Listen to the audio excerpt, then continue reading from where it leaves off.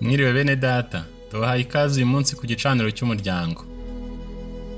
Imirongo y'ibyanditswe yakuwe muri Bibiliya yera ndetse n'imirongo migufi yakuwe mu bibwiriza byabwirijwe na mwene data William Marion Branham hagati y'umwaka w'igihumbi 1947 n'igihumbi 1965. Mu gihe muri kumvira ijambo ry'Imana, turizera ko muri buhabwe umugisha.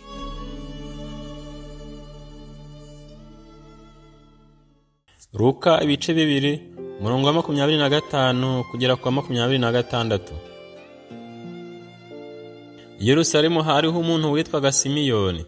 Uwo yari umukiranutsi witonda kandi yategerezaga ihumure y'Abisirayeli. Umwuka wera yari muri we. Yari yarahanuriwe n'umwuka wera ko atazapfa atarabona Kristo n'umwami Imana. Now, how she must have felt that day of the dedication, or the coming for the circumcision of the baby. Byiza, ngaho. Mbega ukuntu yiyumvise uwo munsi wo gushyira umwana mu biganza by'Imana, cyangwa se ahubwo munsi bari bamaze gukeba umwana. When there she's walking up this little baby in her arms like that, and all the women keeping their distance, all with fine needlework to dedicate their babies and have them circumcised, and nearly all of them pulling a lamb, but she had 2 turtle doves. Igihe yigiraga imbere aho hamwe n'umwana muto mu maboko gutya, kandi abandi bagore bahagaze hirya, bari bafite bose ibintu byiza, batwayemo abana kugira ngo bashyirishe abana babo mu biganza by'Imana no kugira ngo babakebeshe, kandi bose neza bahakururaga umwana w'intama. Ariko yari afite intunga ebyiri, Cleansing for her own purification. ituro kubwo kwezwa kubwe. The little baby wrapped in swaddling cloth made out of the yoke off of the back of an ox's neck. The wrapping on the back of an ox. That was just swaddling cloth. Uwo mwana muto afurebwe mu gitambara cyakuwe ku giti cyari ku ijosi ry'inyana, uburinzi bashyira ku mugongo w'ikimasa. Cyari icyo gitambaro cyari mu buriro. In the manger. They had nothing for him. He was too poor. And here she stood. No doubt all the women kept their distance from the little virgin. Said, you see, she's got an illegitimate child. Cyari icyo gitambaro cyari mu muvure.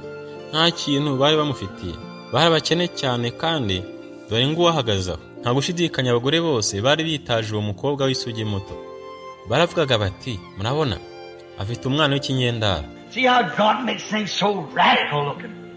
Oh, my. He just pulls the wool right over Satan's eyes. How filthy, how dirty. Adultery. That's what she is. She's an adulteress. Murebe ukuntu Imana ikora ibintu bisa nk'ibidasanzwe cyane. Yo. Ikora ku buryo Satani ibona gusa umuriro. Mbega ikintu kibishye, mbega umwanda, indaya. Ngiki cyari cyo, ni umugore w'umusambanyi. That didn't stop that beating little Mary's heart. They kept their distance from him. They're still doing the same thing. Yes, they call him now holy roller or fanatic or something. Mary knew whose baby that was. She just kept on just the same. Ibyahagaritse uko kwinyeganyeza mu mutima wa Mariya muto. Bari kureye, bakora buri ikintu kimwe. Babafata uyu munsi nk'abera bajyanywe n'imyuka, abafana cyangwa se ikintu nk'icyo ngicyo. Mariya yarazuwe yari we uwo mwana. Nubwo bimeze gutyo, we gusa yarakomeje.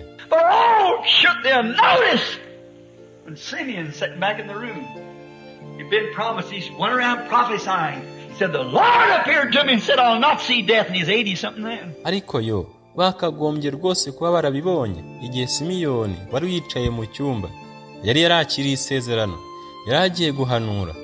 Yaravugaga ati, umwami yarambonekeye. None yaravuga ati, ntabwo nzapfa. I'm not going to see death before I see salvation. Amen. Oh, Simeon, you're old, son. The old fellow's kind of got his head, it's a little. Just let him alone. He's harmless. He won't hurt nobody. Mu gihe yari afite mu myaka 80 icyo gihe, sinzabona urupfu mbere yo kubona agakiza kayo. Yo, Simiyoni ushaje, umuhungu wanjye, uwo musaza w'umukene yataye mu mutwe. Murabizi ko ari buhoro. Umureke rwose atuze. But Simeon had the word of the Lord. So I saw the Spirit of God descend upon me.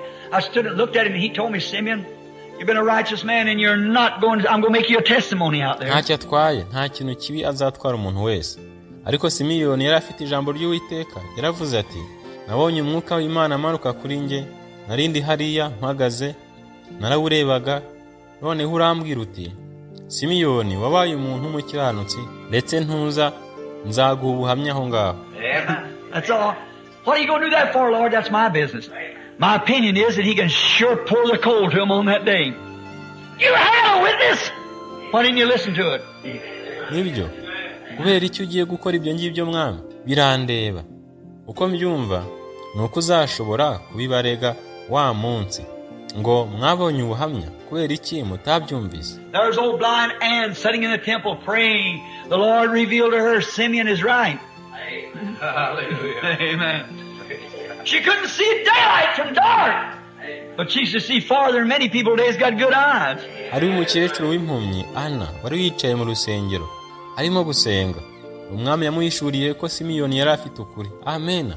Yanatandukanya amanywa n'ijoro, ariko yarebaga kure cyane kurusha abantu benshi uyu munsi bafite amaso meza. She saw in the Spirit the coming Messiah was at hand, the Spirit moving in her heart. See what little bitty church it was? Zachariah, Elizabeth, Mary, John, Anne, and Simeon. 6 out of the millions. Yari yabonye mu mwuka ko kuza kwa Mesiya ko ari kwegereje. Umwuka wakoreraga muri we, umwuka wakoreraga mu mutima we. Murabona ukuntu ryari iteraniro rito: Zakariya, Elizabeti, Mariya, Yohana, Anna na Simiyoni, 6 ku mamiliyoni. Like in the days of Noah, 6 of them. God dealt with every one of them. Amen. It's all in harmony. They all got together. Amen. Amen. Mu gihe cya Nowa bari 6. Imana yakoranaga na buri wese muri bo. Bose barumvikanaga, bose barateranye.